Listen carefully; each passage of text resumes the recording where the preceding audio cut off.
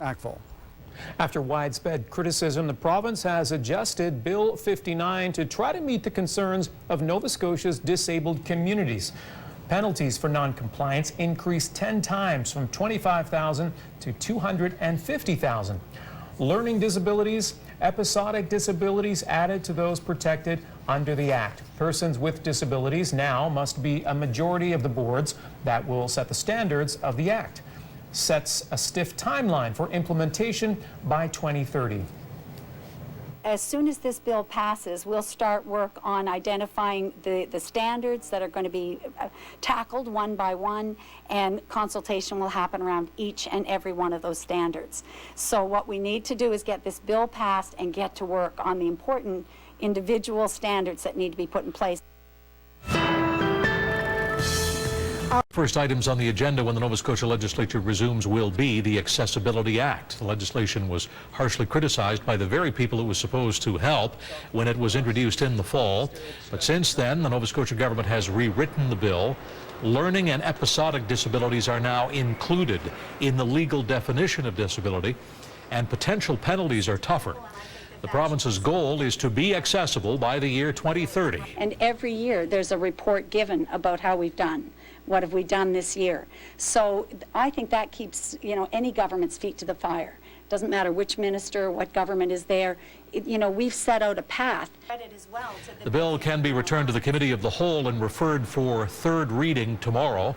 Advocates who spoke against the previous draft say today they hope it is passed this week.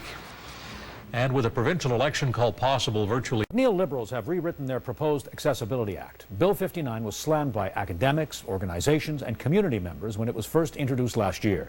But after an unprecedented level of consultation, the government has overhauled the bill. Legislature reporter Marika Walsh has been covering this story closely and joins us now live in the studio with more. Marika? Ron, accessibility advocates are cautiously welcoming this new draft of Bill 59.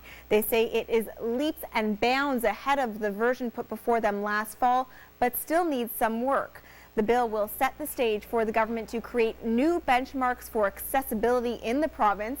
And while we don't yet know what those standards will be or will look like, the bill gives more power to community members to weigh in on those standards. And it also takes away some of the veto power that the minister held under previous drafts. I'm very pleased with the outcome of the bill. I think if I were to rank it, I'd give it a B+ for content. And I think I'd give the government an A+ for process.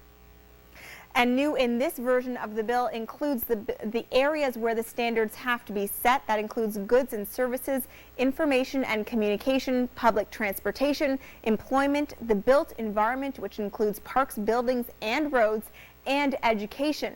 The bill sets a goal of making Nova Scotia accessible by 2030.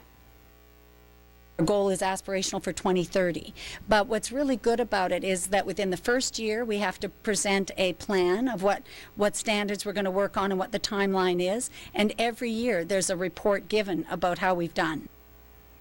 Now, this accessibility bill was one of the Liberals' campaign promises back in 2013 when they were running for election. After the false start last fall, they want it passed this week, something the advocates are in favor of but would require support from the opposition parties. The only rush is in one government place on the Premier's floor. It interrupts his process of calling election on Saturday. Now, of course, no formal election has been called starting on Saturday, but all bets are on Saturday for a possible election call, and the opposition say the government has backed them into a corner on this bill. The PCs say they didn't get any advance copies of the bill in order to read it through thoroughly and establish a position on it, but at the same time, the government is asking the parties to allow the Liberals to move it through the House as quickly as possible. So far, the Tories aren't committing to that. Ron? All right, thank you very much, Marika. Globel's Marika Walsh reporting live tonight in our studio. The new Democrat